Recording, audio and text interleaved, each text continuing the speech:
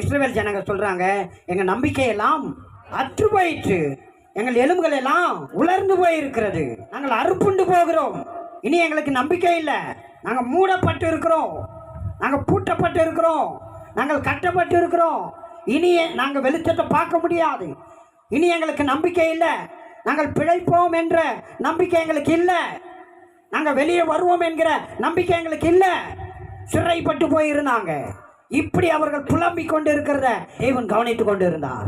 அவர் சொல்றாரு, உங்களை வெளியே கொண்டு வர, உங்க மோசமான நிலையை மாற்றுவதற்கு என்னுடைய பரிசுத்த ஆவிய என்னையே உங்களுக்குள்ள அனுப்பி காரியங்களை வாய்க்க செய்வேன்.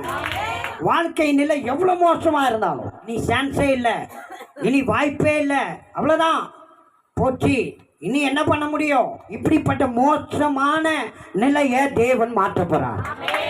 நம்முடைய ஆவியை அனுப்பி மாற்ற போறார். உங்க ஆவியில முடியாததை அவர் ஆவியை அனுப்பி மாற்ற போறார்.